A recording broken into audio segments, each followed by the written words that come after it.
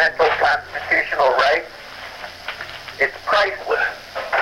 Perhaps that's why you think that you can have your New York City Board of Elections and its nitwit commissioners violated for years and years and years with impunity. There are certain basic standards. One of them is people in the state of New York have the constitutional right to vote for the cause of their choice.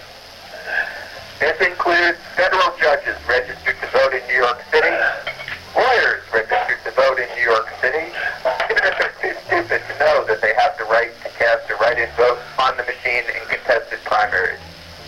After all, perhaps that's why they're lawyers, because they don't really know anything, or don't really care. So, Mr. Mayor, you are not being demonized. You're being castigated for ignoring certain basic standards. And that's why you should take remedial action before the good citizens of New York City, including Renee Cox, sue each and every commissioner of the New York City Board of Elections for cash.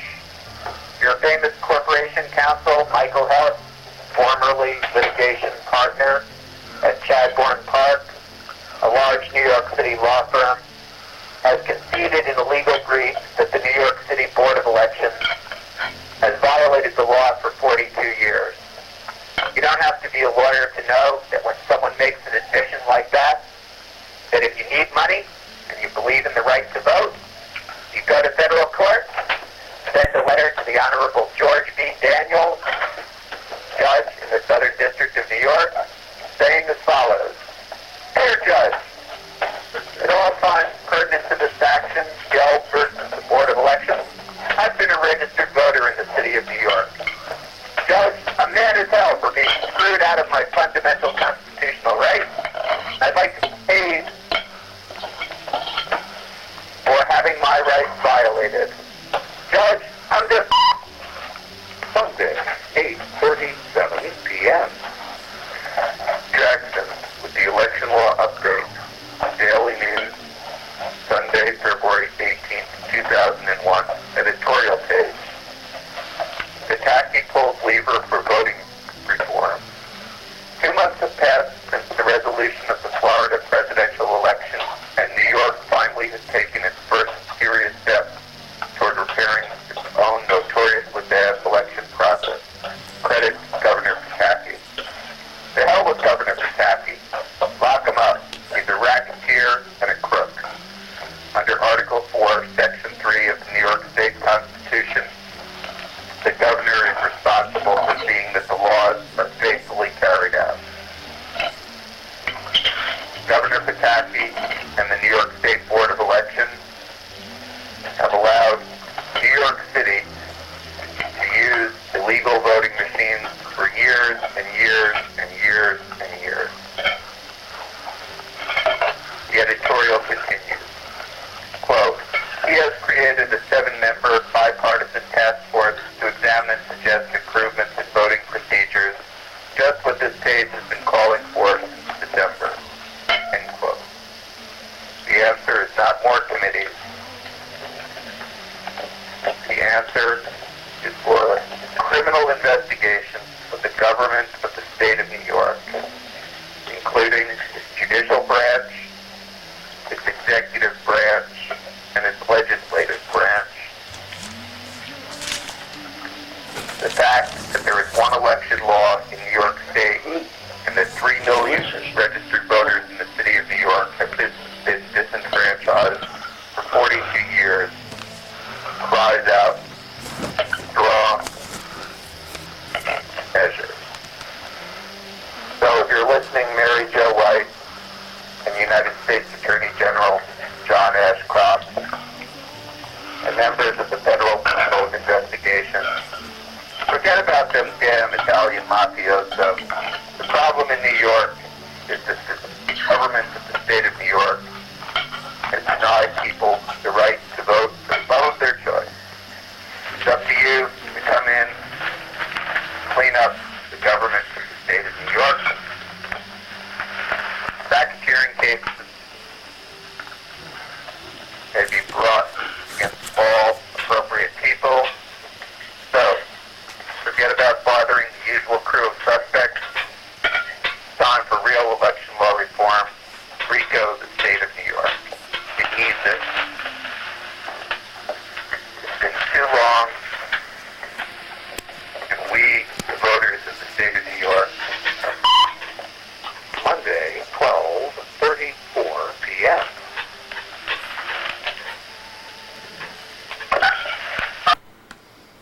man named Paul said, Doc, Doc, I have a ringing in my ears. And the doctor said, don't answer it.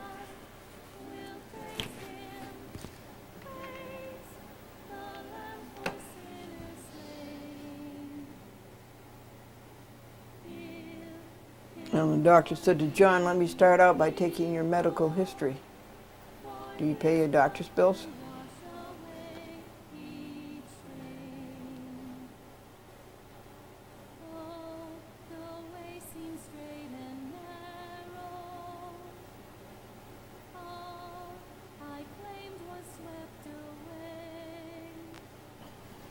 The doctor told another man named Philip, he says, here are these pills. You take one pill a day and you walk a mile a day. And at the end of the month you call me. And so, at the end of the month, Philip called up and said, hey Doc, I'm out of pills and 30 miles from home. What do I do now?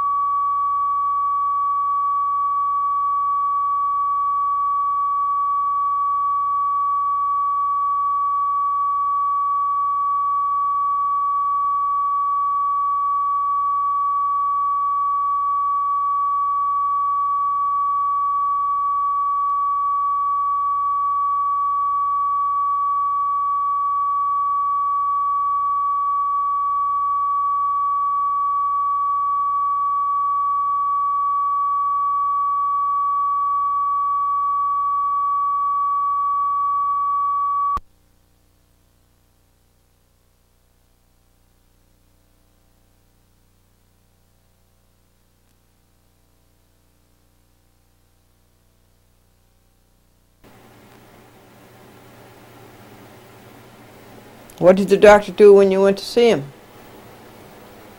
The woman asked her husband, and her husband said, he took out his stethoscope and carefully listened to my wallet.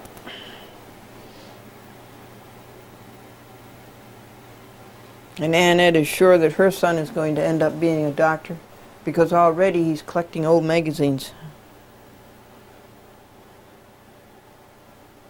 Did your doctor give you a clean bill of health? Nope, he won't do that until the bill is paid. He won't do that until my check clears. Folks, that's the end of the reports for February 13th week. The week starts on Tuesday, of course, because that's when the editing is done. Except that yesterday the editing didn't get done.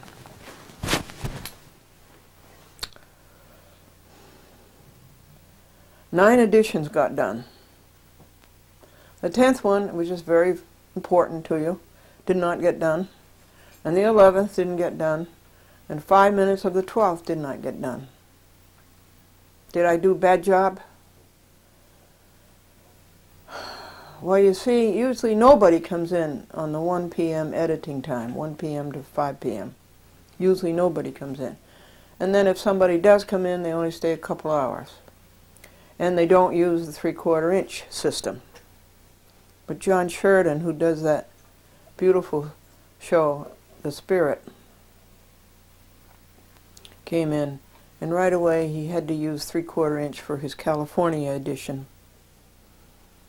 And so he took the 3/4 inch at 10 minutes after 2. I had to stop in the middle of the 8th edition.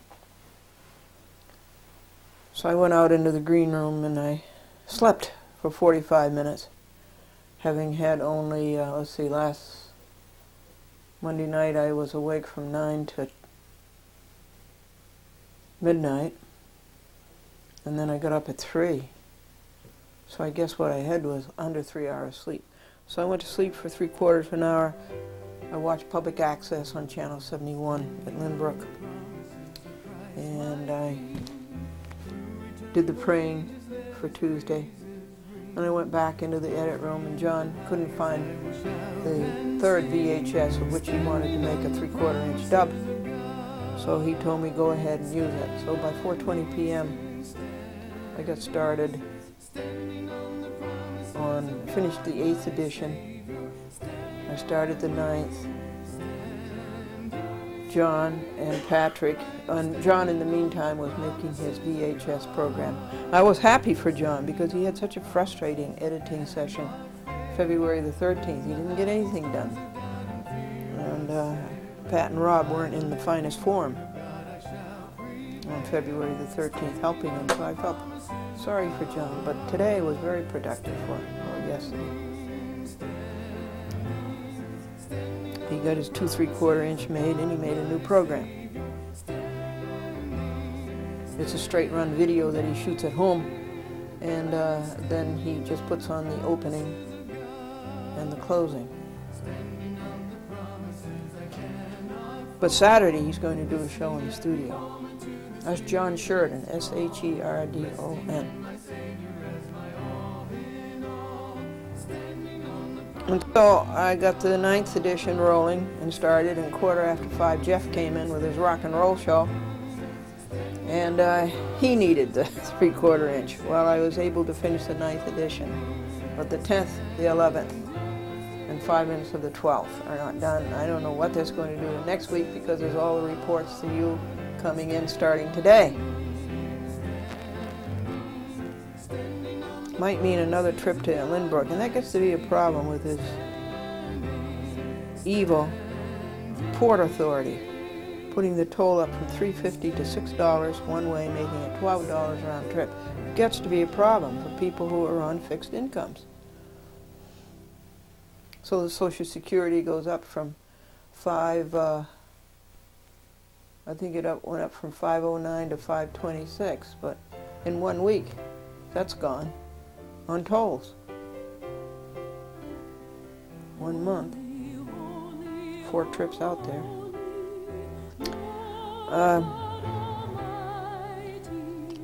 Microwave popcorn, that's always fun. Rusty is such a good dog. He ate a whole package of Wham. He loves Wham. That's a vegetarian ham made out of soybeans. Excellent. And he was awfully thirsty, so I gave him a big bowl of water.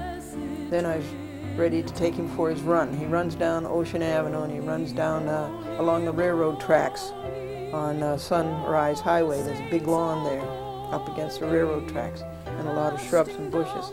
He went and he had his run, and he was so happy. And I stayed with him. And then when I think that that's far enough, I stop. When he goes that way, he keeps looking back to see if I'm with him. So he looked back, and I was stopped. And that was his cue. He's so cute, and then he comes running as fast as he can toward me to be petted and told that he's a good dog. And then we went back to the car, left Lynbrook at 6:35. I drive slowly. Franklin was too tired to drive. Franklin recorded his report for you on audio tape, and I'll play that for you.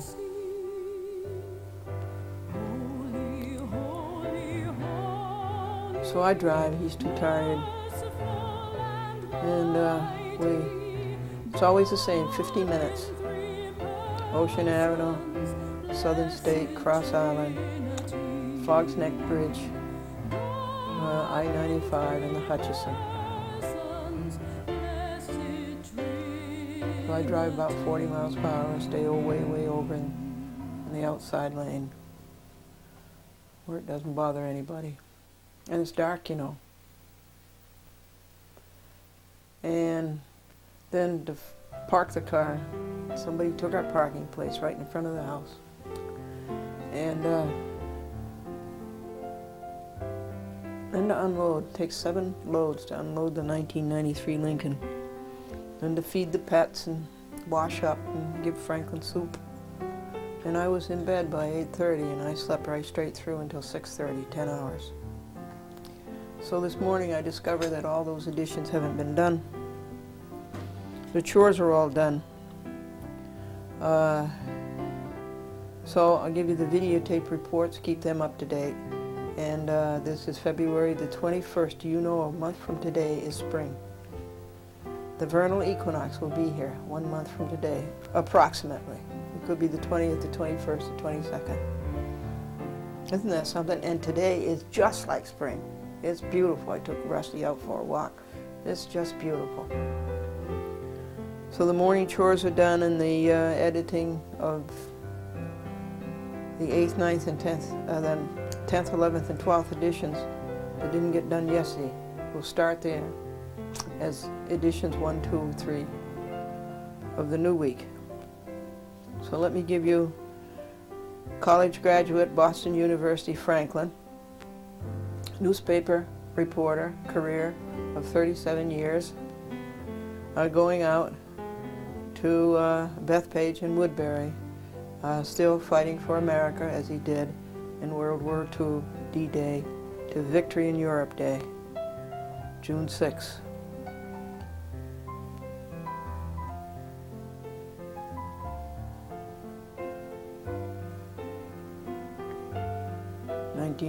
Was it 1945, Franklin? When was the invasion of Europe? 45 or 44? 44. June 6, 44. Here we go. And Rusty's a good dog. He's such a good dog, and Penny teases him. And now Penny knows that Rusty's not going to attack her because Rusty's being a good dog, and he's not going to attack her, as he did when he first came here in September. But Rusty's a good dog, yes, and his tail is wagging. I think that's a great creation of God, a dog wagging a tail and a cat purring. 2 great creations of God. And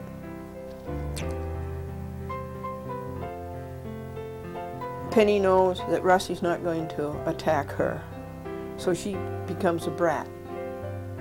And she watches Rusty and she sort of stalks him. And just if he gets even near her, you know, she starts with claws and spitting, and the tail this big and the body this big. But you know what Rusty does? He just turns the other cheek and he goes to his bed. And so I come in and I tell Rusty what a good dog he is and assuage his hurt feelings. But Penny is a brat. We are eating green food, green peppers. What a flavor. And green cucumbers and green celery. These are all great creations of God. The taste is superlative. I'm in the middle of 5 great works, okay? Glendora versus Lemley in the hands of Irina Raji in the Eastern District of New York. Glendora versus Fox, a dirty magistrate judge in White Plains, Southern District of New York. Glendora versus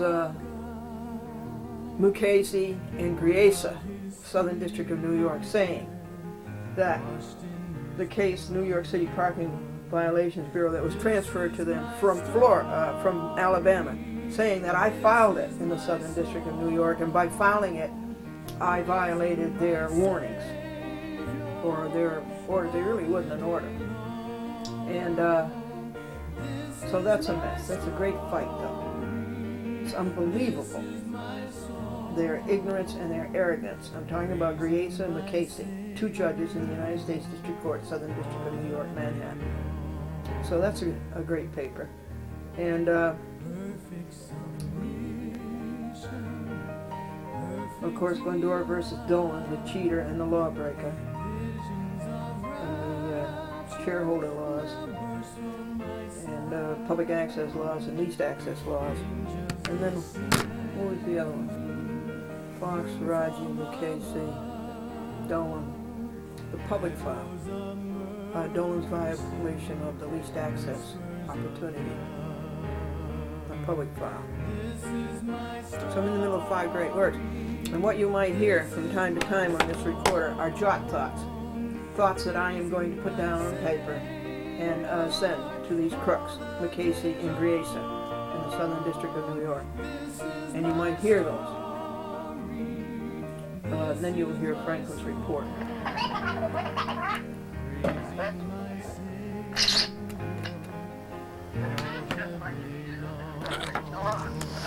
That's the solution. Stop breaking the law. Enforce the law. The solution isn't to beat up on a poor, impoverished old woman.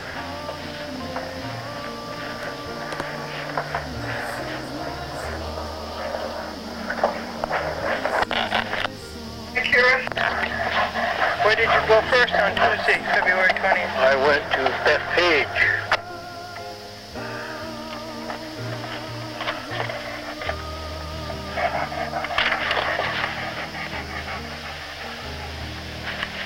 And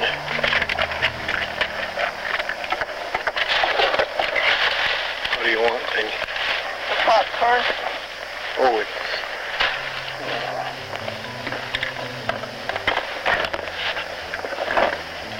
under the bread, I believe.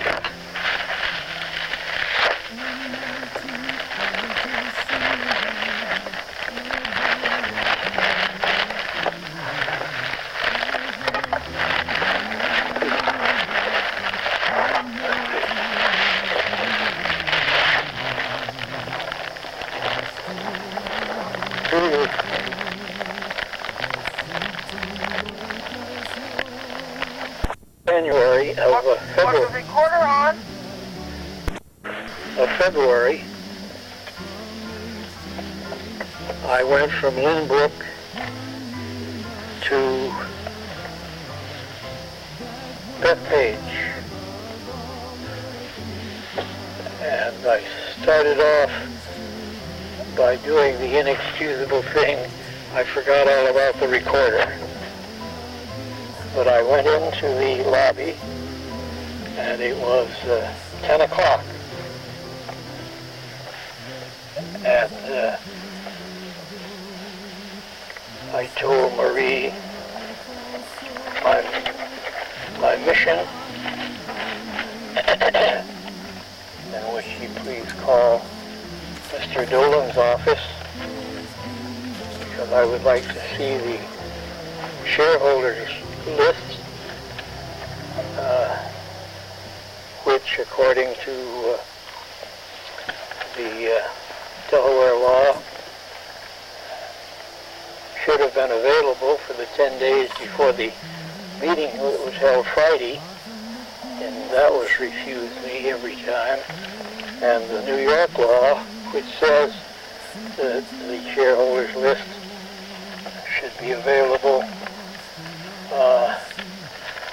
anytime during regular office hours to a shareholder. So the person who answered told Marie that she would check and call back, which she did immediately, and said no, I could not see it. Whose office was called? I called Charles Dolan's office, as I did last week. So that didn't take very long, and I went on my way. What time? Well, I probably left there about 10:10. It was 10:05 when I got the word. So at 10:10 a.m. I was on my way to Woodbury. And I got to Woodbury and I parked over by the street and took Rocky for a walk. And he wee-weed a few times. You went to New Rochelle? No, Woodbury. Well, Rocky's in New Rochelle. Oh, Rusty, I'm sorry. Rusty. I took Rusty for a walk among the big trees, and he chose 2 of them to wee-wee. And then coming back to the car, he wee-weed a second time at the same tree. And so then we drove back to the back door, and I took the folder in with the least access material in it, and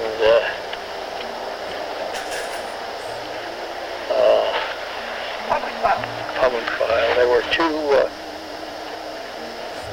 people there. One of them had a lot of packages on a dolly, and V or nobody was around. And so I asked this man, I said, would you mind going out to that car right at the end of the walk and getting a small copy machine that's in the trunk? He said, sure. So he did, and he brought it in, put it on the table, and then presently Z came back. Well, nice. She took care of those people. They were applying for jobs, apparently. And then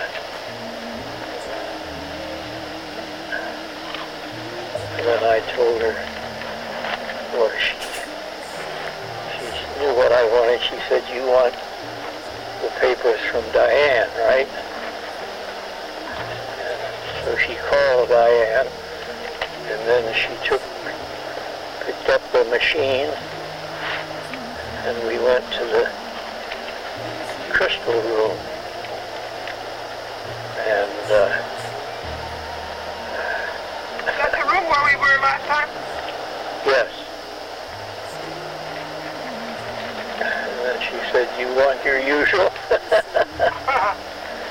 And I said, yes, please. So she brought that in. And then I guess in about 5 or 10 minutes, Diane came in to the crystal room, and she had the little green file with things in it, and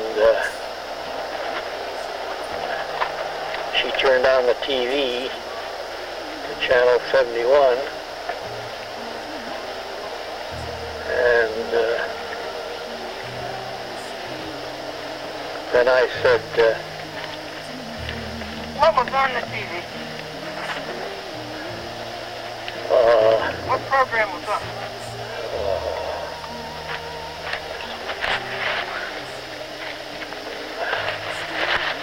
something, Was it a chat with Glendora? no, it was not a chat with Glendora. Zabby was on later. And I had difficulty understanding her.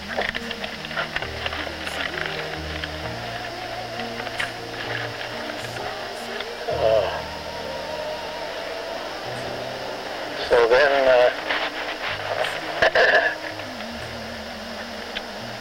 I said to Diane,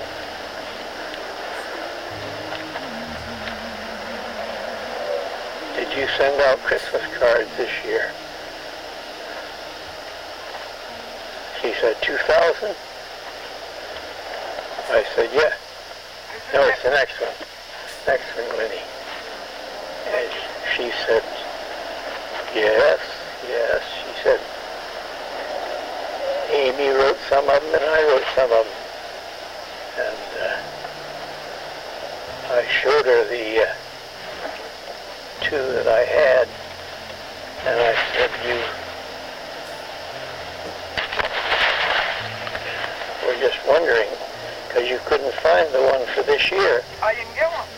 Oh, you didn't get one? I see, okay. Well, she couldn't explain that, because they were sent out, and presumably you did get one, but apparently not.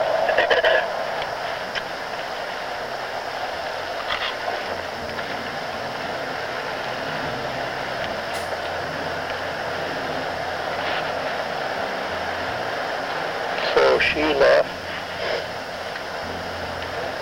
and I started copying. And I copied all of the pages with the lists of names. Oh, thank you. 31 of them? Yeah, 31.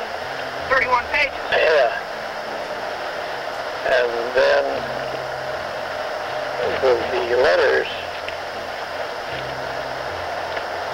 I could read all but two of the names that I had written.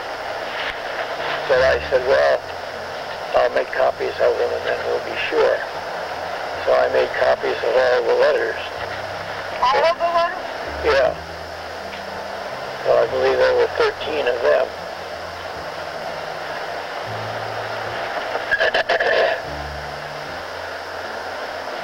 And while I was doing that, Lee came in with another round of tea and water. And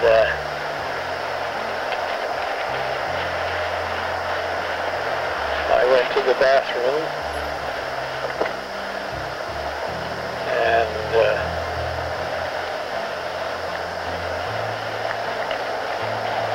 I packed up my things. Did you pick up the tape? And I went out into the lobby, and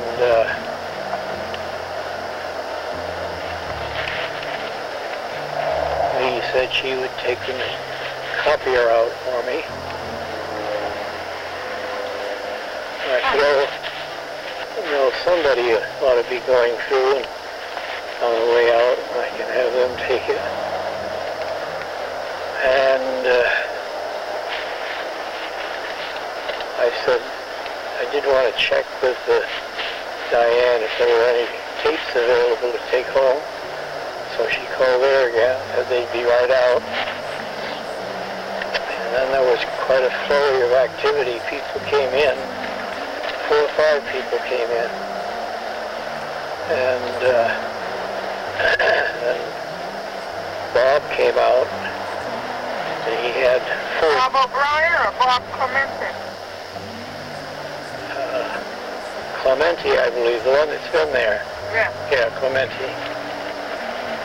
And he had 4 tapes, I believe. And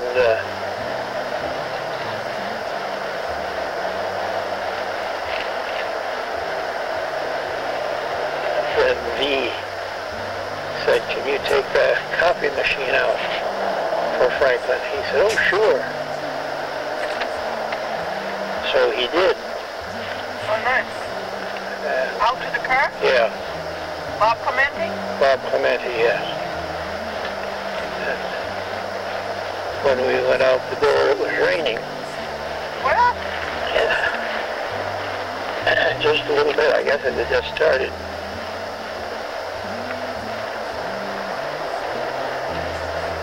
And on the way to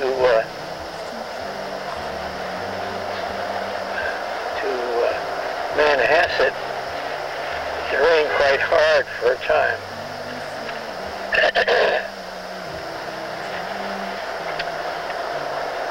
I got to Manhasset,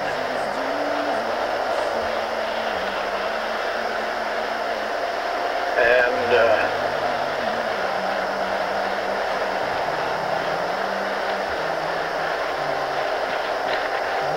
first offered Rusty his food when I came out from copying, and he wasn't interested in it.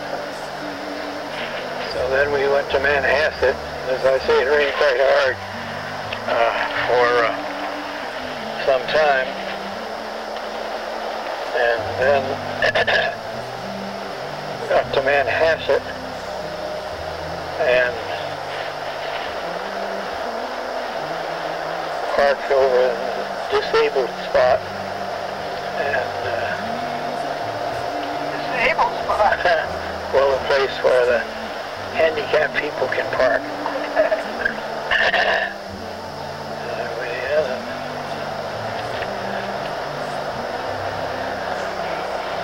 Yolanda was there.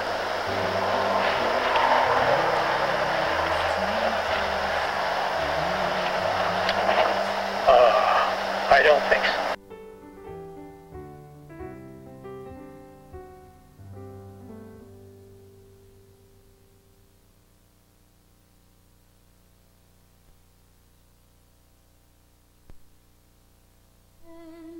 I saw the cleansing fountain open wide for all my sin. I obeyed the Spirit.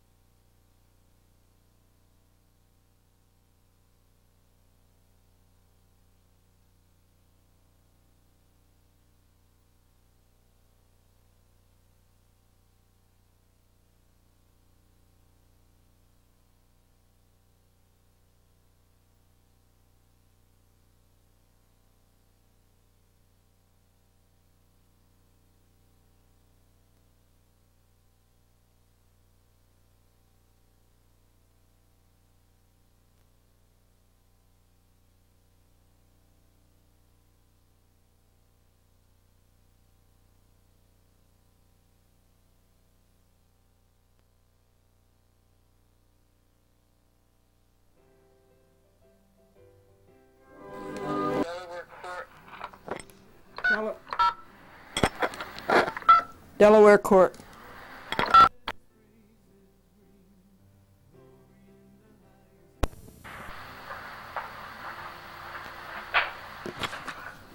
This is a court, folks, that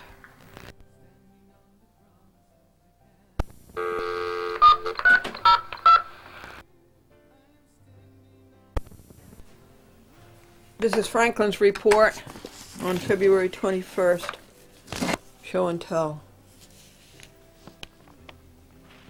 And he's on his way to Manhasset. Yes, it had just started. It was raining at Woodbury. And on the way to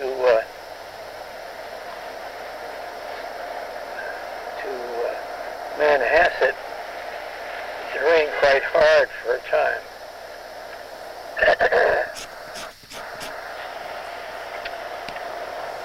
I got to Manhasset,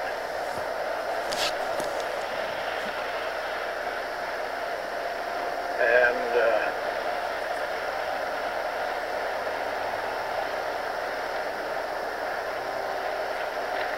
well, I I first offered Rusty his food when I came out from copying, and he wasn't interested in it. So then we went to Manhasset. As I say, it rained quite hard for some time. And then got to Manhasset and parked over in a disabled spot. And Disabled spot. well, a place where the handicapped people can park.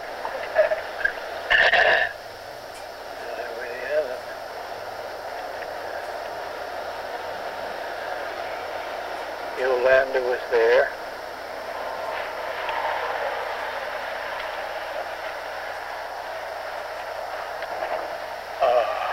I don't think so. Well, you know that. Oh, we're right here. Well, I thought we were farther along. I'm sorry, Minnie. That's sort of stupid.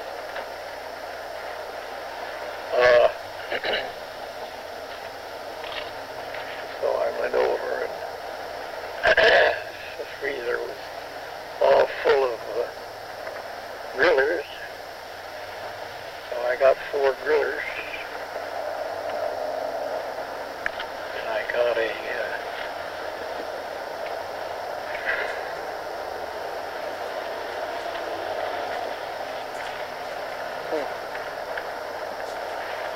can't think. Oh, stripples. Stripples. And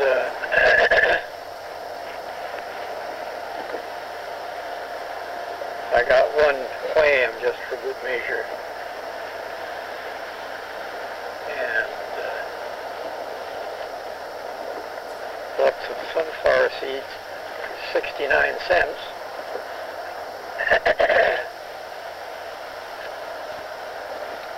So that all came to $20 and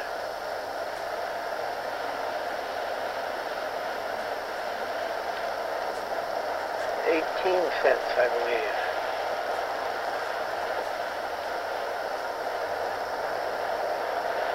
And Did you get gasoline? then I left there and I came back to the Hicksville post office and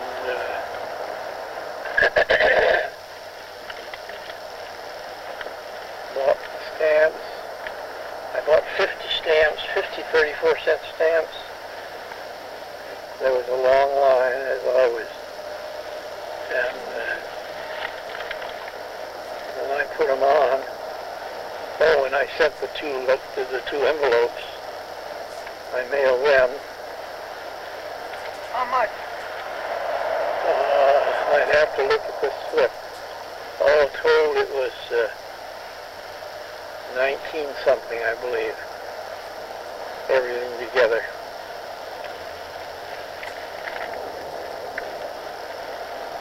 And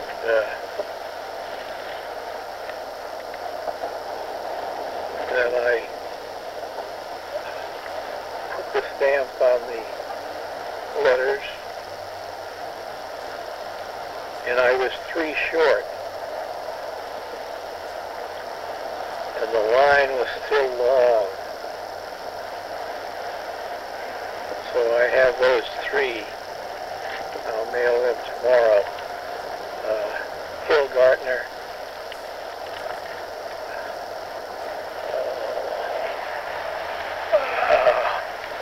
the law firm in New York. I sent Callaghan's, and the one for Cablevision Systems. And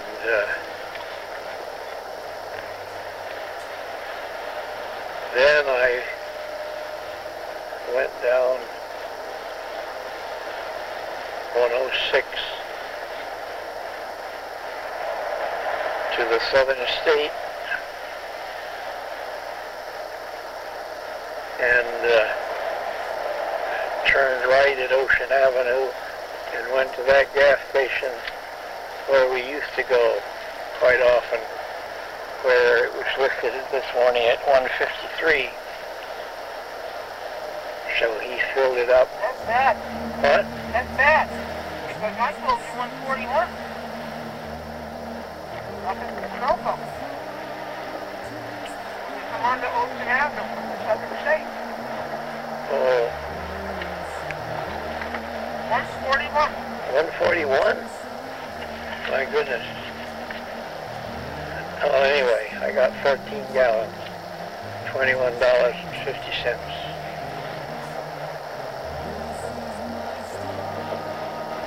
And then I went to Royal Bombs,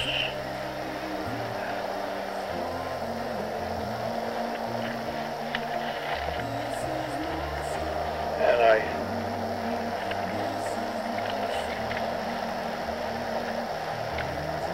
said to the woman up in the front, I said, "This is such a big store, and I'm just going to buy 2 items, and I'd like to walk as little as possible." So I said, "Where's the popcorn and the bread?" So she told me.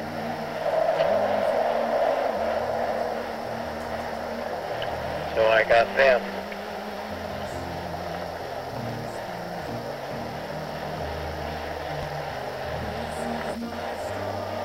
And then I came out.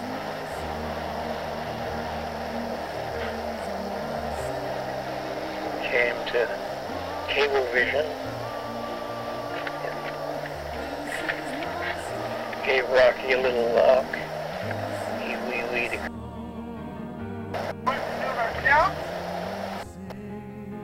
Rusty, I'm sorry. Very sorry. Rusty. And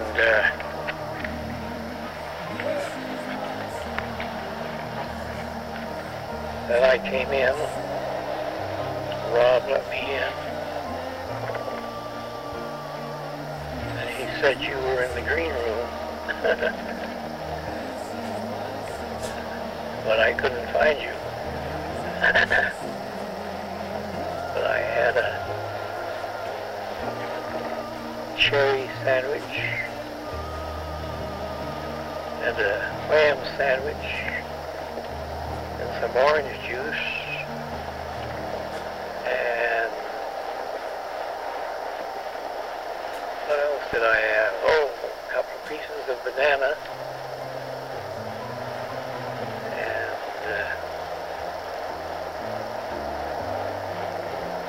then I went to the bathroom.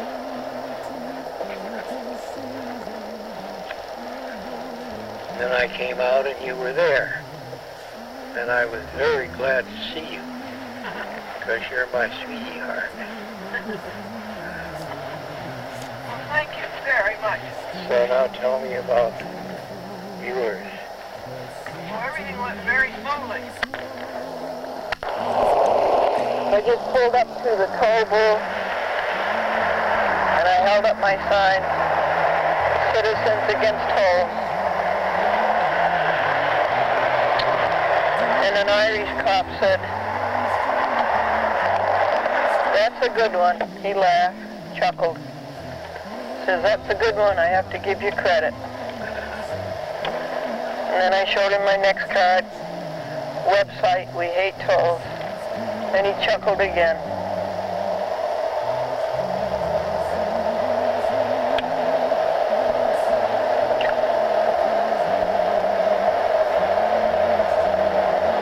And he said, "Have a good night."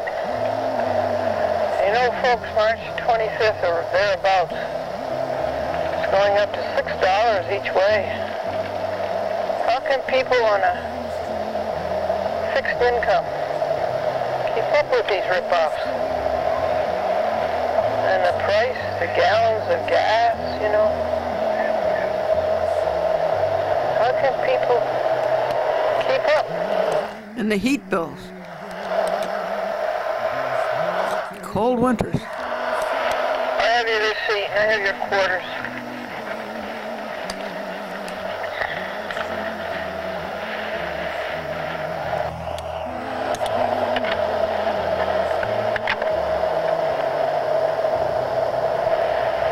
And people pull the bumper off of your car, get black paint all over your pretty maroon quarter panel you paid so much for.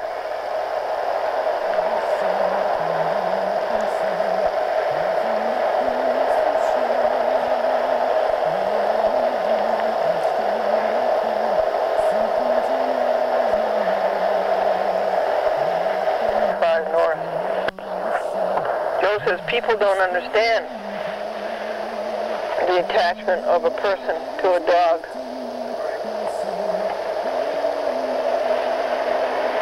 Okay, could we go over one, please? Right now? Thank you.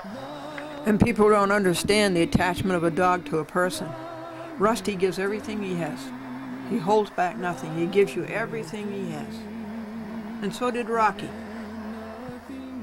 It's very helpful when Franklin sits in the back seat and tells me whether it's safe to change lanes or not. We're headed toward I-95, the Hutch, and home. This guy here. No, he isn't turning off. This is just what would cause an accident. That was on a Hutch. Rusty rides looking out the windshield with his chin resting on the dashboard. Chin resting on the dashboard. He's got such a long chin. I really accomplished what I wanted. I found the judge that we know. That thing. I found the judge that we know. These are Jot Thoughts on McCasey and Griesa, who are trying to rob me of my right to file lawsuits.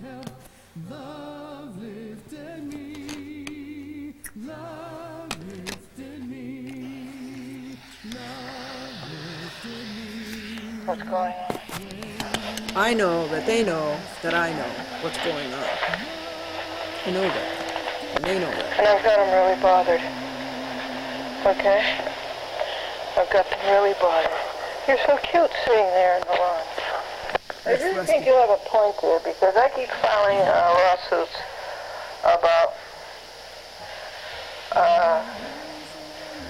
Americans' rights being violated. And the judges are never going to correct this, because they're always going to be in self-interest. And so really nothing is to be gained. And the postage cost and the printing cost is getting unbearable.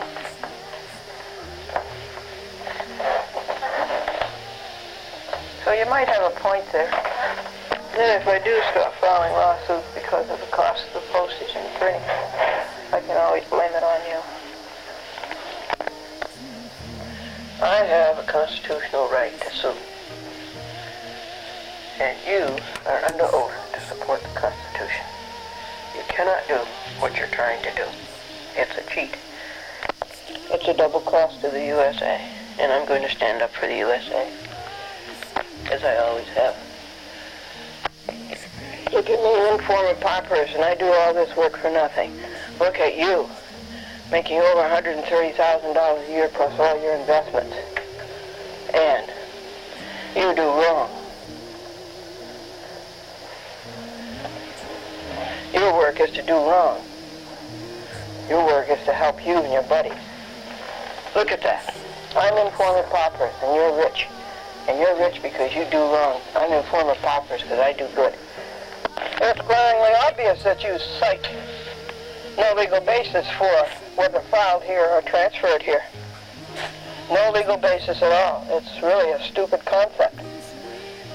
Congress made no such law. Don't you get tired of being phonies? It's really the end of the line. I can see all over the United States that there are no good United States district judges. And if there were a good one, they'd get rid of him so fast. He'd see stars. Don't forget New York State Constitution, Article 1, Bill of Rights. And McCasey and Gracie are going to get sued for this paper they wrote. New words. And it keeps me so busy all the time. I have to sacrifice so much. Things around my home, personal affairs, keeping things in repair, taking care of the cars. Maybe I'd do a better job on my TV show if I had the time that the law-breaking of judges has robbed. Remember, Congress made no such law. Teresa has no jurisdiction over any other district.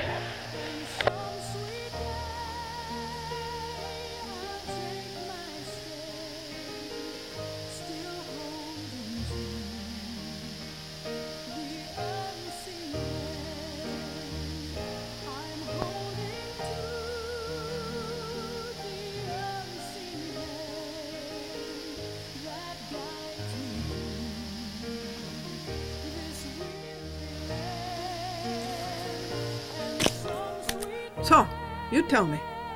What should I do? Should I stop filing lawsuits? Or should I continue to file lawsuits?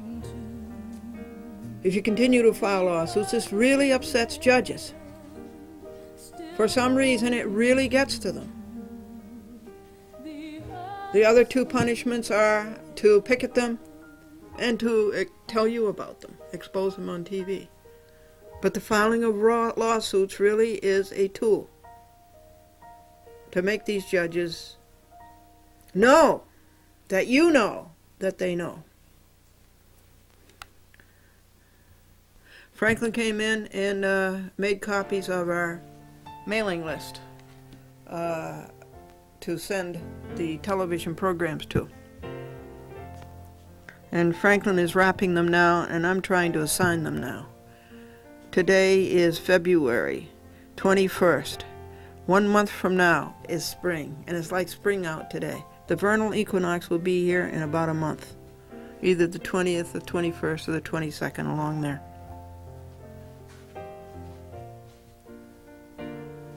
So it's a good question. Do I stop filing lawsuits, or do I fight them?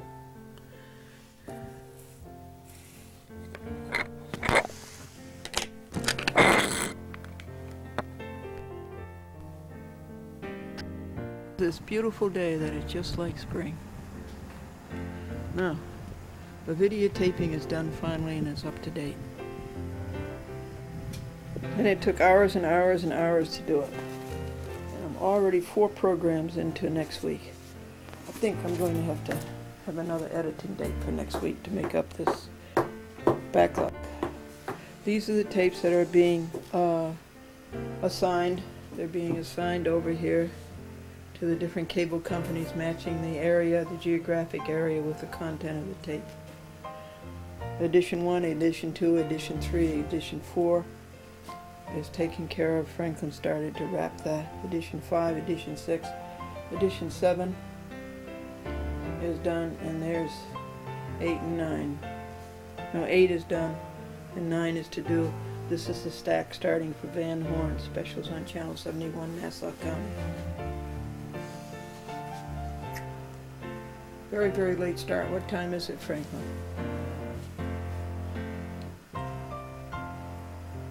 Quarter to 1. My goodness. Oh my goodness.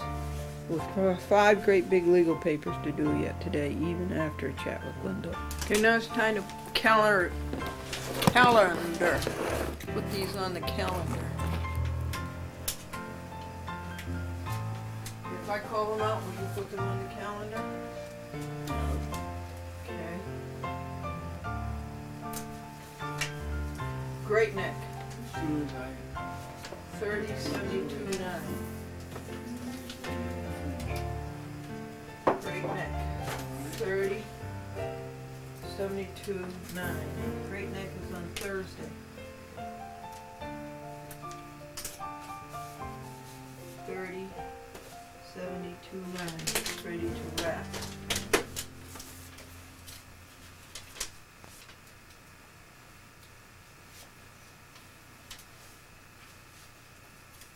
Portland, Oregon is on Thursdays.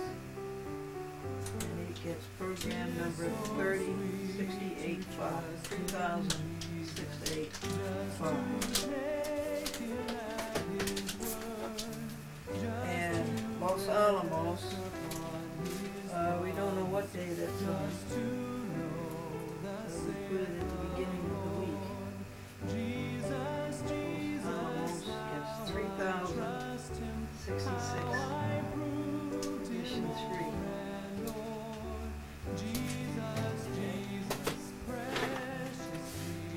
They have all been assigned, folks. They've all been labeled. Hot Fog is on Friday nights at 10 o'clock. And then it gets 3,065 2.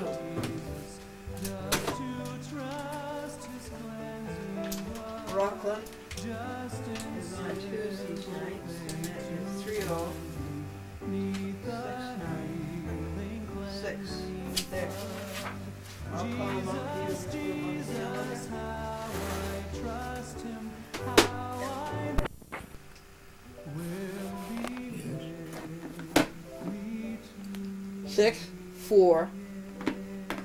6-4-1. That's the first edition.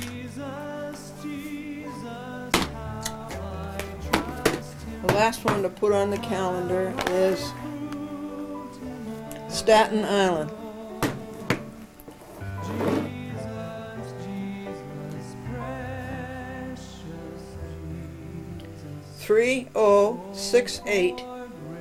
30685.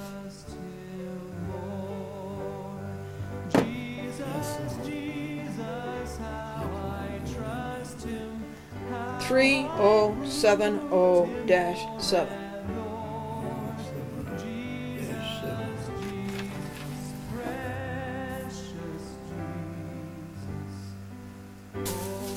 The groceries are here. Hello, William. There's his grocery truck.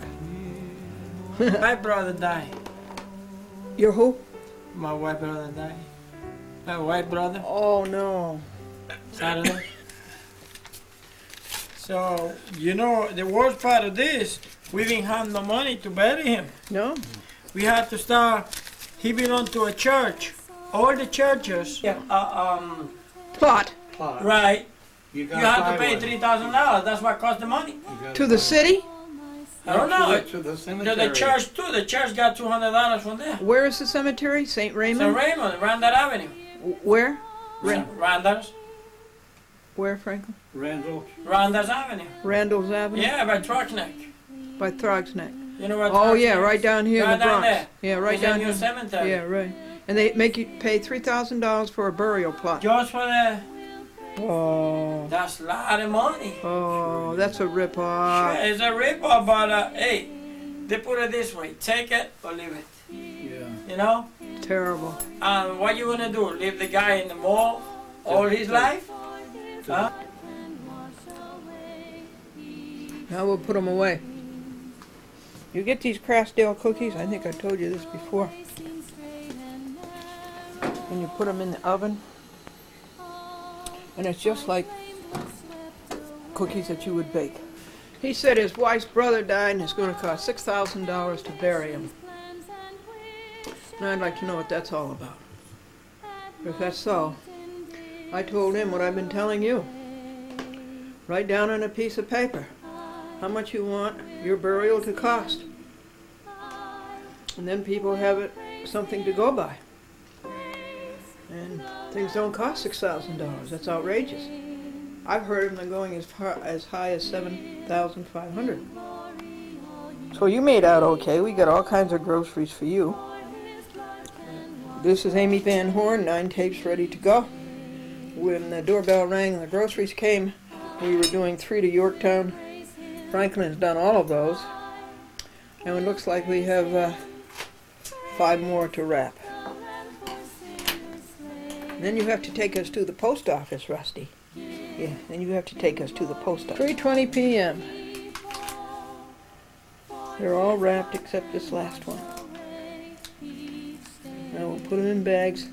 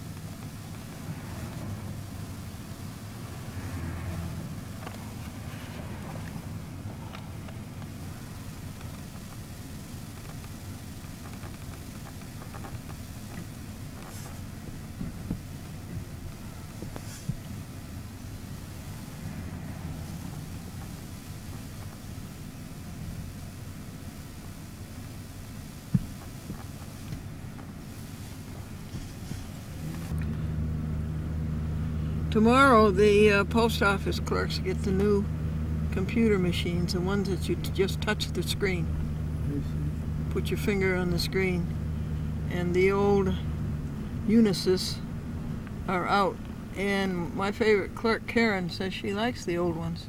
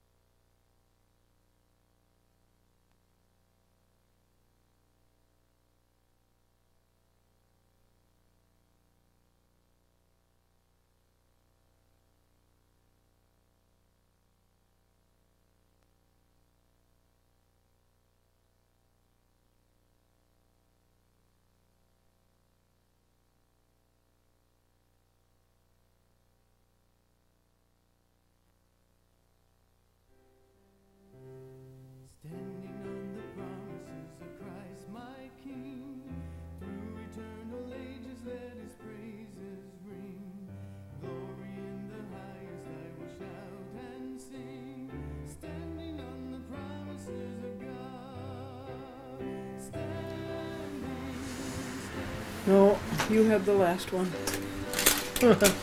They were good, weren't they? Okay, now what do we have to do? This is the Wednesday box. These are 1, 2, 3, 4, 5. No, we're missing one. We have to have another 3/4 inch and 15 VHSs. So we have to label all these, get them ready for Tuesday, February 27th editing at Glendora. And the time is 4:26 p.m. And the potatoes are in the oven to be baked. They come from where? West Broadway.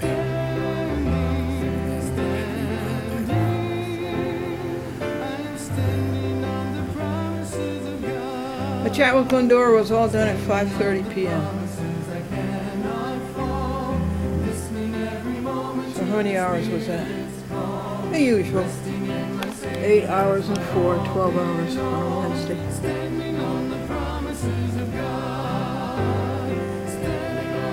And we had a real meal. We had time for a real meal. Baked potatoes, string beans, vegetarian hamburgers.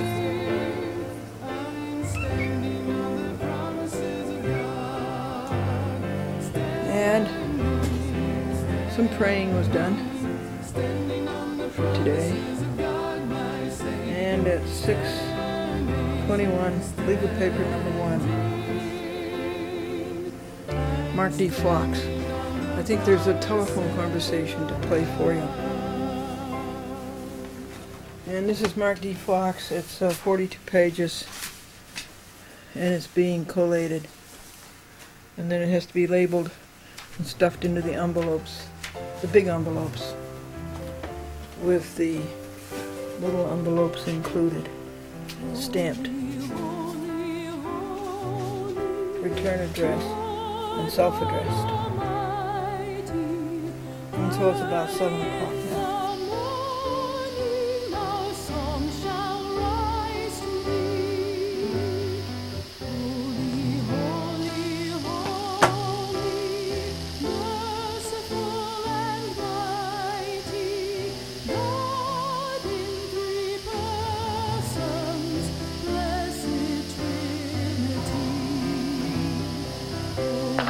Ordering groceries. Seatown, 1 o'clock. Wednesday, February 21st.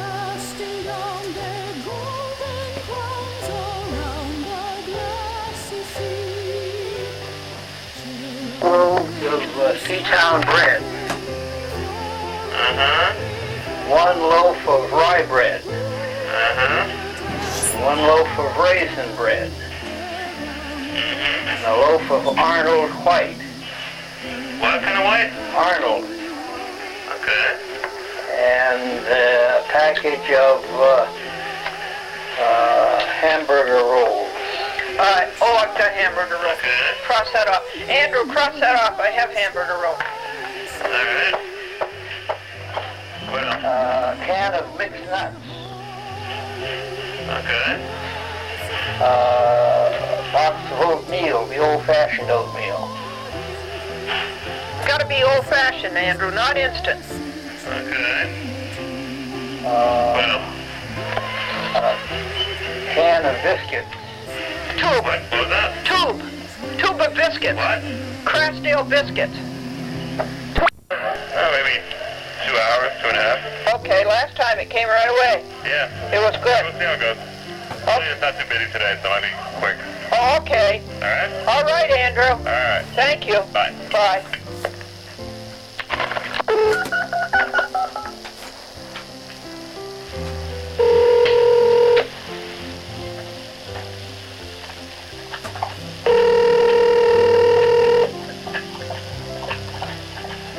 Sit down. Our groceries are here, Andrew. Good job. Oh, thanks. I'll recommend you for a raise. Did she? Did he give you the meal sign? Did you switch it? Cans are the ones they won't eat. All right, then we're good. Yeah, he took them back. All right, good. So I'll recommend you for a raise, okay? Okay, I could use the money. All right, then. Thank you. Take it easy. Bye. 5:22 p.m., February 21st, Wednesday. 1 month to spring. Good afternoon. How can I help you? Peter Simpson. You got him? This is Glendora. You remember Peter Simpson called me last week? I played that conversation for you. Not conversation, but that message. And he said he needed an address to send Michael Brown School of Law videotapes.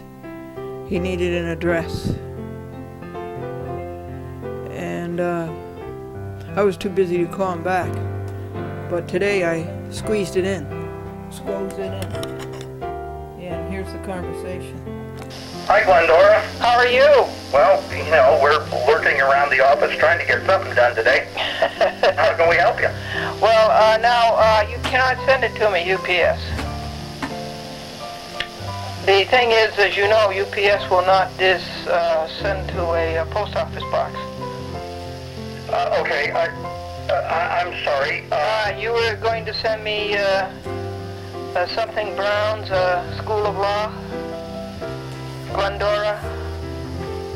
No, I do not recall that in the slightest. The only thing I have gone out today is to Imperial, Missouri. This was last week. Oh, okay. Then I will, if you don't have a physical address for me, then I will have to ship to a P.O. box. Yes. Did you send a payment? No, I did not. I did not order them. Oh, okay, here's my problem. If you did not respond to whatever offer that I had made last week, the offer is long gone. Not that I'm a bad guy. I get about 15 phone calls a day like yours of people with their backed up against the wall, you know, facing down the barrel of the cannon of the Babylonians. You're going to have to start over with me and tell me all over again what the deal is, because I have no earthly idea what you're talking about. I don't understand that, Peter. You are the one who called me. You called me on the telephone, and you told me that you needed an address for UPS to send something Brown's School of Law. And this was last week? Yes. And you're just now getting back to me? Yes. Oh, okay. Obviously you called me initially. I did not. You did not? No, but, How did I get your number? How did I first contact you? you did not. I think it was through, Bill Budrow. Oh, okay. I know the name Bill Budrow makes, you know, that rings a bell. Was there a reason I was sending this to you at no cost? He said as he desperately tried to pay his phone bill. I don't know. I wished I had the recording. I have the recording on videotape and it's gone on television, so I don't have the tape in my hand. But I wish I could play you your words. Gee, I very much apologize. I have had a swamped week. I was on shortwave radio. Michael's been on the radio. I've handled just probably 15 to 20 calls a day. In fact, I am just now on my way to UPS to send a free, actually 2 free books and an example of our work to a widow in Missouri. That's who I thought you were. No, I am in White Plains, New York. Bill I vaguely remember this, and you never called back. Yeah. Okay. I don't quite know what to say. What address would you like the lawsuit cookbook sent to? The address is Box 416. What's the complete name, please? It's Glendora. Is that the first name or the last name? That's the only name. Okay. Glendora, one word. P.O. Box? Box 416. Okay. And the White Plains? New York. 10604. Excuse me, 10602. Okay. Hang on. 10602. And we discussed a lawsuit cookbook gratis to you. I know nothing about it. I talked to Bill Budrow, and I interviewed him for television, and then I asked him, where did you find out about the 372 reports on the judges? And he said, on the internet. And he said, would you like me to send you a copy? And I said, yes. Okay. That's all I know. Bill Budrow is in Connecticut, in Greenwich, Stamford, Stamford, Connecticut. Oh, you have a cable access TV show? Yes. Oh, yeah. The reason I got to have a UPS address is I have 50 hours of information on video that you can play. Is that what it is? Oh, God almighty. We have a 55-page catalog training people how to fight their own lawsuits. Oh, good for you. Where are you located? I'm physically sitting in Minnesota. You're in Minnesota. Oh, marvelous. That's marvelous. Oh, that's good. Have you been to our website on the internet? No. Obviously you're internet literate. I have not been to the internet, no. Do you have internet access? No. Okay, then we're back to square one. Let me start by,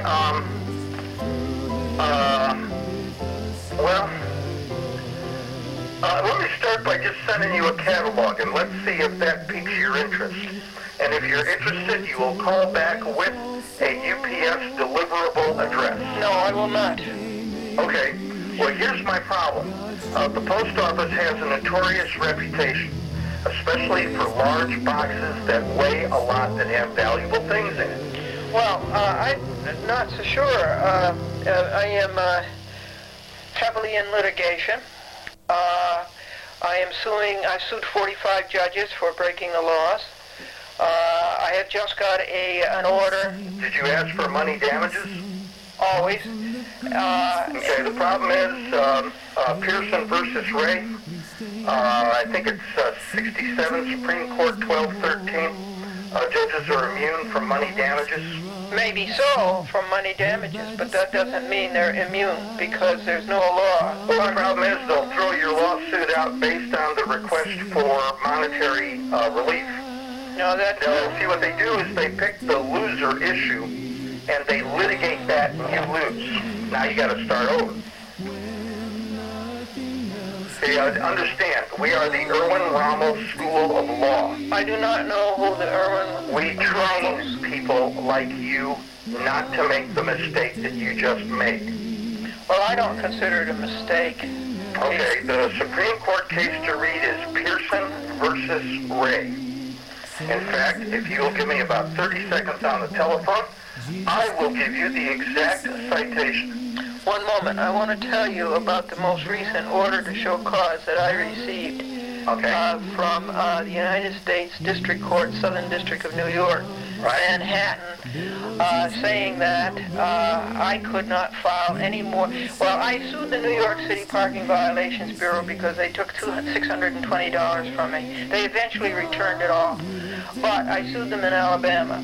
Now, the case was transferred to my district, the Southern District of New York. I would never file a case in the Southern District of New York. Okay, which parking authority did you sue? The New York City. All right, listen very carefully. I don't think you listen to me. I want to finish what I'm telling you. Ma'am. No, I want to... Listen. No, I'm not going to listen, okay? I want to tell you something. You can Glendora, you have to sue the people in the district wherein the problem is occurring. No, you do not. You do not have to. You do not. And I will not sue anybody in the Southern District of New York because I can't get any justice in Glendora. Are you going to listen to me? Glendora, are you ready? No, I'm not ready. If you're not going to listen to When me... you're ready to learn the law, call back. I am not ready to learn the law. I want to know what happened to the things that somebody was going to send to me. Where are the things that somebody was going to send to me? And that would be Gilbert. You didn't call back, and I couldn't ship the stuff I was going. What do you mean? Did you say anything on your recording about you must call back today by such and such an hour? No, you did not. And this will be recorded and put on television. Gee, this is a cool reaction for somebody looking for a freebie. I was not looking for a freebie. I told you the circumstances. Bill Budrow says, would you like a copy? And I said, yes. What's your address? He says, I'll send it to you. That is all I know. Where you came from, I do not know. Okay. Are you interested in a sample 372C1 complaint? That's what Bill was talking about. Oh, I'll tell you what, I'll drop you one of those in the mail right here, right now. In what form? Paper. To your P.O. But box. I have written many 372 complaints. I have written many of them. And they Right. go nowhere. They go nowhere. They go to the Second Circuit and they drop because they're all in it together. Well, I'll tell you a little story.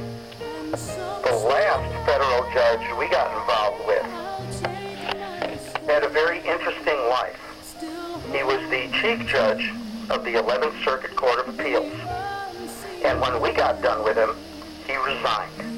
And he is now a lawyer in private practice in Miami. Good. What's his name? He's got a desk and a telephone just like every other lawyer open for business in Miami. What's his name? What the hell is his name? Hackett, I think is his name.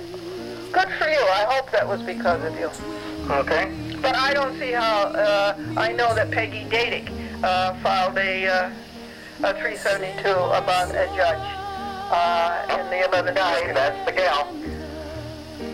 And he's gone. The only other step for him was to be elevated to the United States Supreme Court. And he is now gone. He went His from name being... wasn't Hackett, though. His name was not Hackett. His Okay, name... I got the name wrong. He went from being the chief judge of the 11th Circuit Court of Appeals to being just another lawyer. Well, that's Miami good. with a telephone on his desk. Good news. Good news. Okay? Now, what is your company? Are you Michael Brown? No, I'm not Michael Brown. Well, where did you get my name? And you have no idea. You have no idea of your call to me? Where did you get my name? It may have been that Michael gave it to me. It may have been that Bill Budrow gave it to me. Don't know. Usually when, people want our stuff and, we're interested in getting it to them, they call me back with with an address that we can ship to. We have already covered that issue. I am not giving you any such address. Okay, cool deal. Do you have a friend by chance around White Plains, New York that it could be shipped to and care of? What is going to be shipped to me? Like I said, well, I'll tell you what. Since you don't know who you're talking to, and you have no idea what I can do for you, I'm going to start you out with a catalog. We'll... No, I don't want your catalog, okay? I do not want your catalog. I'm very busy. Right now, I'm in the middle of 5 great papers. I see. And they're all about dirty judges. Right, and your problem is 87 SCT 1213 at page 1217 and 1218. Listen very carefully. I'm only going to say this once. You are being recorded, and this is going to be on TV. Are immune from money damages. Did Congress ever make any such Or law? action, darling, Congress doesn't make law. They make... Did Congress ever make any such law that judges were immune from monetary damages? Judges make law in America. No, they do not. You're crazy. That's why we have 3 branches. We have judicial, legislative, and Ma'am, executive. Congress makes suggestions. No, Congress makes the laws. Obviously, Has it been codified? I'll tell you what. When you are done fooling around in these courts filing frivolous lawsuits... I am not filing frivolous lawsuits. You are wrong. I have never filed a frivolous lawsuit in my life. Every lawsuit I file goes directly to the heart of America. Okay, now, I'm not going to listen to you. I don't like you. You're going to be played on TV. Gee, how gracious of you. You can't even remember somebody that you called up last week. Well, I'll tell you what, ma'am. We train winning lawyerless litigators. And when you're done fooling around thinking... Don't you tell me when I'm done fooling around. You are obnoxious. You are offensive. I do not like you. So you can just leave. Well, I'll tell you what. No, you will not tell me what anything. Goodbye. My number's 914-949-9495. Goodbye. Hey, honey. Lots of luck. 87th Supreme Court, 1213, at 1217 and 1218. The case is styled Pearson versus Ray.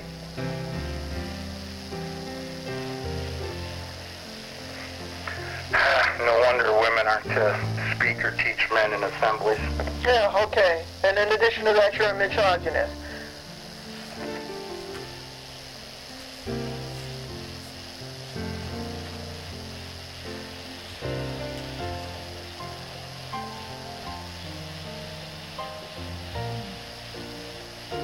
What did you think of him?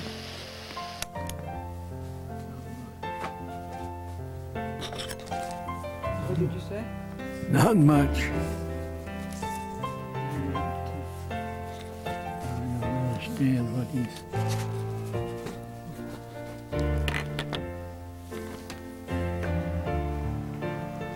It's 5:54 a.m. on Thursday morning, February 22nd, Washington's birthday. And this is Penny eating her vegetarian ham. It's called Wham, made by Worthington Foods, and it is delicious.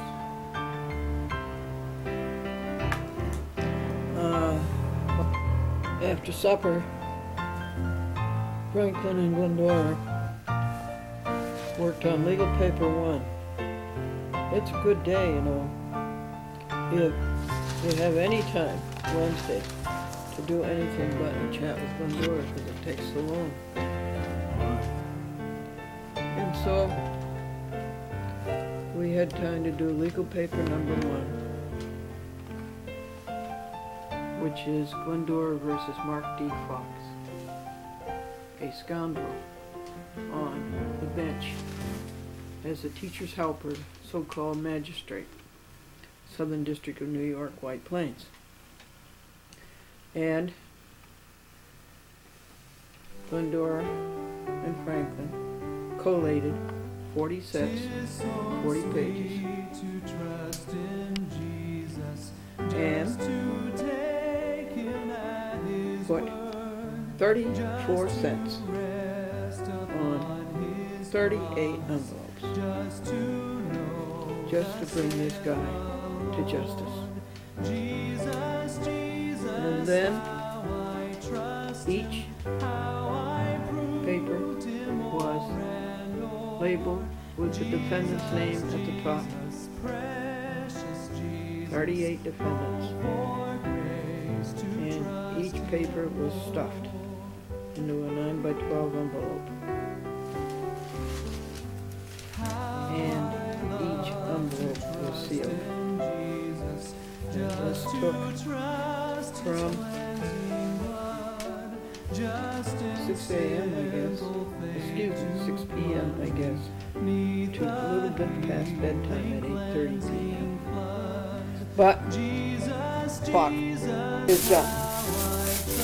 Today, on Washington's birthday, February 22nd, Washington, who never told a lie, these liars are being sued in the United States District Court, District of Utah, Salt Lake City. There's one bag full of them.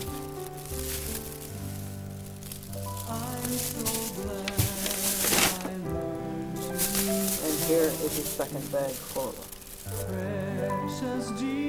They must be dealt with by the law. Many magistrates, many judges, and many clerks have been sued. Again, now this is a refile. This is the first of the refiles. Glendora versus Fox. This case was mishandled in self-interest by Ewing Werlein, United States District Court, Houston,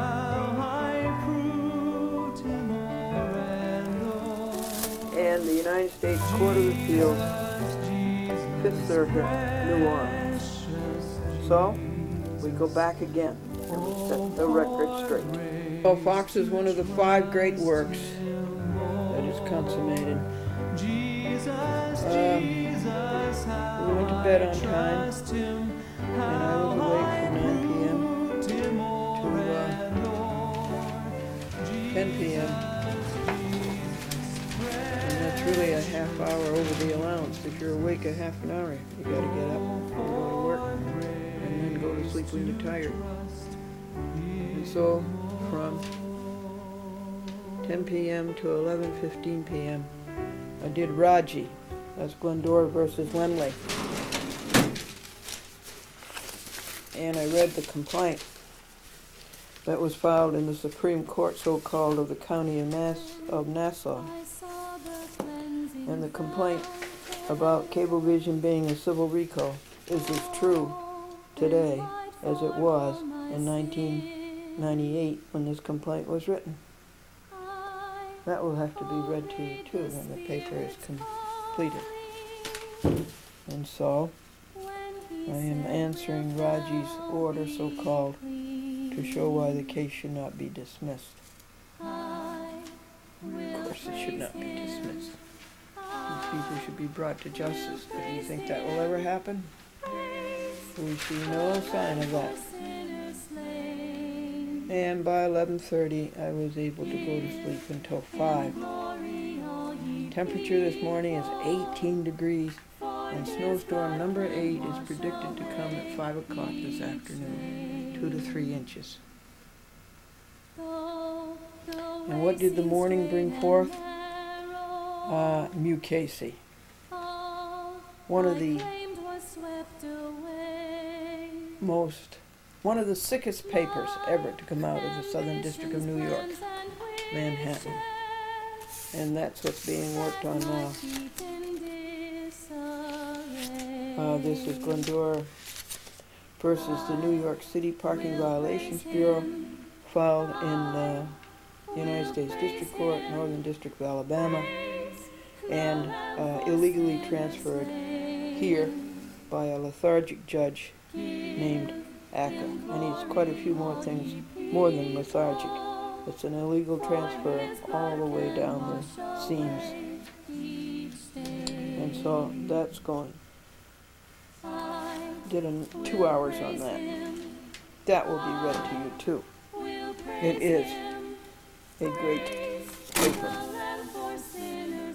So that's 3 of the 5 great works that are going on. The other 2 are Cablevision shareholder, exposing Dolan, and bringing him to the law, and also the public file, least access, another Dolan law breaking. Time now is 8:10 a.m. on a beautiful God-given day. February 22nd, George Washington's birthday. And Amy Van Horn's birthday. The new pistons are too short? No. Really? They're longer than the other ones. So what happened? He didn't put them on, No, and he took the other one off. I think the other one was off anyway, but Yeah, I think so, yeah. And did he get you a bumper shock? no, he made a couple of inquiries. He let us know. Okay, that's James Thomas in the 1980 Lincoln. It's snowing now, folks, really hard. Everything's white. So where'd you go from James Thomas? I went back half mark. In White Plains? I thought about going to Stop and Shop in New Rouge. Do they have, I got it. My mother's in a... So, the next thing on George Washington's birthday after Casey was to gather up the big bags that you saw and serve Fox. And it cost $48. And the post office has the new IBM machines. The old Sperry Rand Unisys machines are gone. And Leela, she likes the new machines. She thinks it's so fast. She likes them. And a man was standing there showing her how to punch you touch your finger on the screen.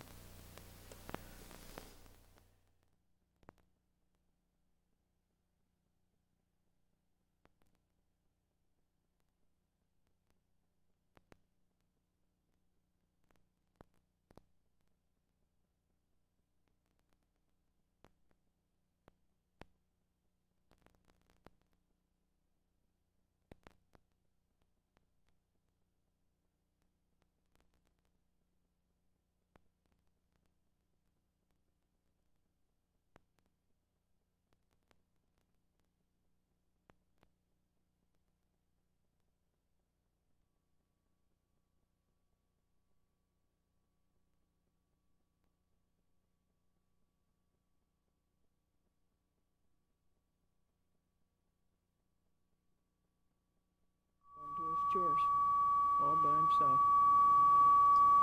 He's the best dog in the world, right? Joe Fiorella says he's the best dog.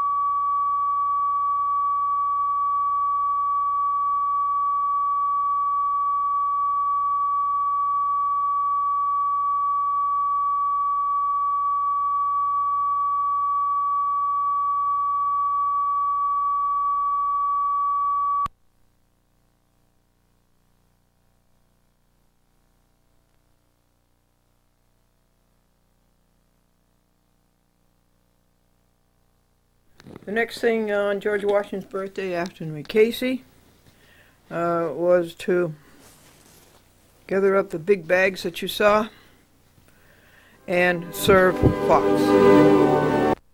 It's $48. And the post office has the new IBM machines. The old Sperry Rand Unisys machines are gone. And Leela, she likes the new machines. She thinks it's so fast. She likes them. And a man was standing there showing her how to punch the... You touch your finger on the screen. And I asked her if there wasn't a cheaper way to send them. And she said, no. I don't know quite yet. I'm going to explore it again because, of course, she was concentrating on the new operation. So, that done, Franklin went off on his errands, and I made a mistake. I said, oh, let me off, it'll save you time and save you distance, and I will walk home. That was a mistake. Okay, I walked 1.5 miles, 30 minutes, in 24 degrees, with 5 miles per hour wind. And boy, these fingers really got into a bad way. Now this hand over here was in a mitten and it didn't seem to be bothered. This hand was in a glove, so that shows you that mittens are warmer than gloves. So I took the fingers out of the fingers of the glove and did this with them and finally brought them back. And then the cold coming up here in the cheeks was excruciating. So I took the scarf and put it over there. And I'm walking Rusty, and Rusty stops, folks, at every tree. He stops at every pole. He stops at every bush. And he doesn't give just this cursory sniff. He's there for a long time on each sniff. So we made it home, took the 1993 because of the snowstorm that's coming, and put it in its parking place in the driveway off the street. And if it's a big snowstorm, that's inadvisable because you have to shovel so much to get it out. But this was predicted to be 2 to 3 inches, but I think it's more than that. I'll show it to you in a while. Looks to me like 4 and 5, and it's light powdery snow. And then the wind had blown a plastic trash can dead center in the middle of the street. Dead center. Right in the middle of the street. So that would be bad for motorists and bad for the neighbor. So I went and I got the trash can and I leaned it up against the wheels of their old Cadillac.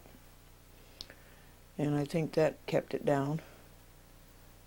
And then what was the next legal paper? Oh, it was Cablevision. And that is another great work, refuting the idiocy of Charles Former. They have run out of lies. They keep saying the same lies over and over again about not looking at the shareholders list. And lying that I'm not sending out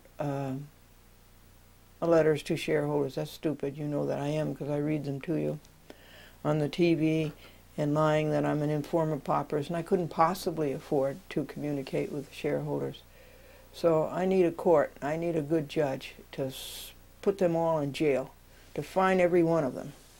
Charles Dolan and James Dolan and Robert Lemley and William Bell and Charles Foreman and Victoria Salhouse and all the army of toy soldiers that Charles Dolan is building up. I need a good judge. Fine them and put them all in jail. What they are doing to America. And so I'll be reading you that paper. I worked, I think, 2 hours on that.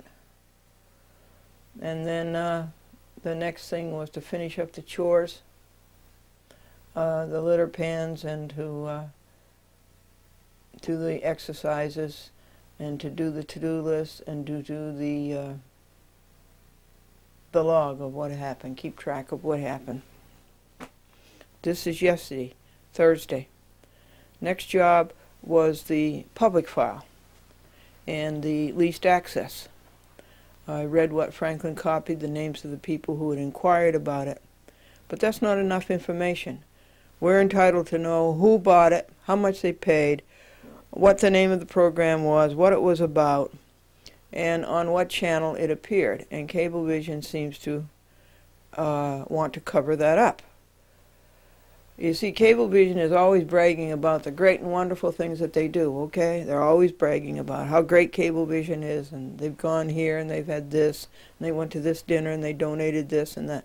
But Cablevision is always publicizing what they do good, but what they do bad, they're always covering up. Terrible people.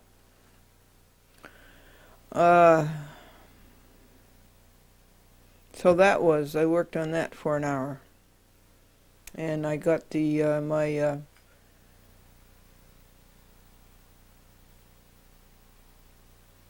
refutation of their least access rules, which are just as imperialistic and Gestapo as their public access rules that they tried to get away from. But public access producers fought them so in that they had to back down.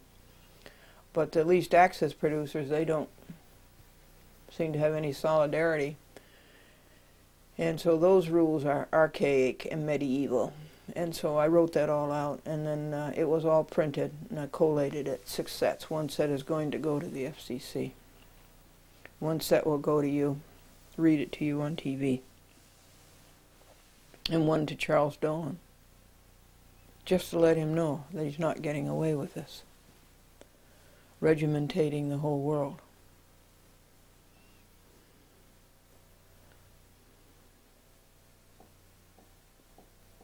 The syndrome of greed and monopoly is just unbearable. And their arrogance and their ignorance of the law, and their breaking the law. It's just unbearable. And guess what? Around 3 o'clock or so, I was able to do some telephoning. Very important telephoning that's been backed up for months. And I called 43 people. 43. There's at least that many more to call. And around about 4 o'clock, I got to give the meteorologist credit. Just as they said, it started to come in around 4 or 5. And it did come in, and I'll show it to you. And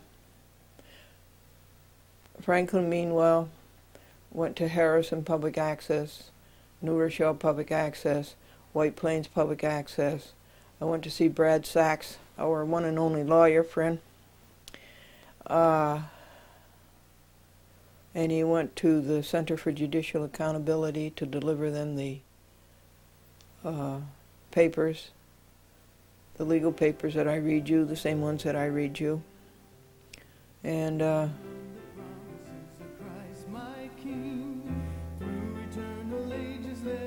he went to James Thomas and the pistons that Zabluski sent from Michigan to hold up the hood. they're still too short, so those whole pistons will all have to be sent back to Zablewski. Let me put that down on the to-do list.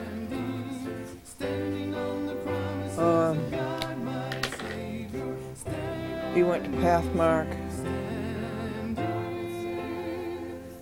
and he got home before the storm started. In the 1980 Lincoln. What else? That was good. We made ourselves take time for a real meal. It was sweet potato, baked sweet potato, vegetarian wham, and corn. So it was a real meal. I wish I had time to bake a cake or make a pie. Okay, now what is it now? 6:43 on February the 23rd, Friday. And I have to read this Fox paper to you.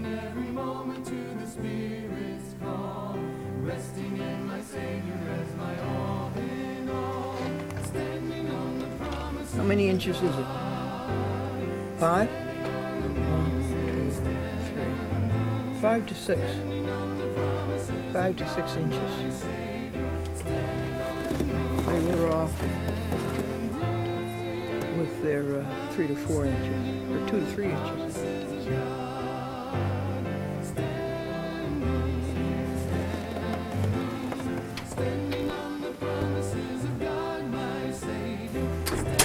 It was time to walk Rusty, and I came out here, and I stood and stood because I didn't want to go out into that. So I stood and stood and wondered what to do. And in the meantime, this brave little puppy went down the stairs and went off onto his chores, all by himself. He's the best dog in the world, right? Joe Fiorella says he's the best dog in the world. Yeah.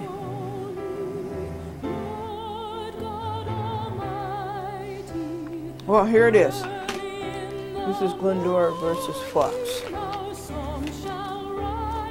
This is the first volume of it that started out in 1998. It was filed in the United States District Court, Houston. A very bad judge there named Ewing Werlein put America last and put himself first and did not do his job. He failed his country. Ewing Werlein, Houston, Texas. It was appealed in the United States Court of Appeals for the Fifth Circuit, New Orleans. A hopeless morass of ignorance and failure.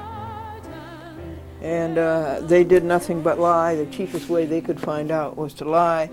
They don't even tell the sophisticated lies that the United States Court of Appeals in the Second Circuit in New York tells.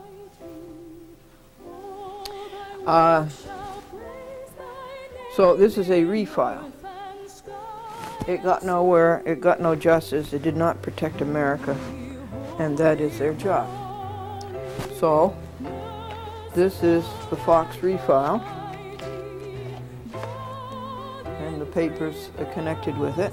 And where was it refiled? The United States District Court, District of Utah, Salt Lake City. So we will see what the Mormons will do with it.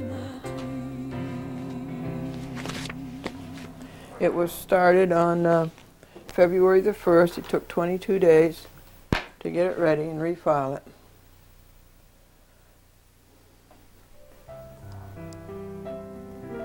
Now, it's Glendora plaintiff versus all of these people, Mark D. Fox. But I think the best way, rather than to read you the very long caption, 2 pages long, 38 defendants, rather than to read you the defendants, I just read you the paper, because that will tell you who the defendants are and what they've done wrong and what laws they have broken. Part 1. Defendants by groups and the claims against them, the laws they broke, and the violations of civil rights. A. Group 1 defendants. This would be Mark D. Fox, an inept, unqualified teacher's helper called a magistrate in the United States District Court, Southern District of New York, White Plains. Mark D. Fox, Clifford B. Kirsch, Mary Duffy, Lorraine Lombardo, William R. Glendon, Janine Richmond, Norman Berg, Janet A. Johnson, who was a law professor at Pace, William F. Harrington, who was a lawyer, big buddy of Bryant, David L. Ryder, Gerard Damiani, Douglas F. Wicks, and John Cahagan. Now, what did they do wrong? Well, Fox through Cahagan are sued for reappointing Fox before his term was up. Without giving citizens time to oppose Fox, for colluding in the back rooms behind the public's back, and for cover-up. Fox was appointed in May when his term was not up until September. And the court is the Southern District of New York, White Plains, a very crooked court. All this is antithetical to consent of the governed. Fox let himself be reappointed under this conniving. Glendon, Richmond, Berg, Ryder hide behind the courthouse address. They do not reveal their true addresses. They are not entitled to the courthouse address. Taxpayer does not build the White Plains Courthouse for $33 million to be misused by these four.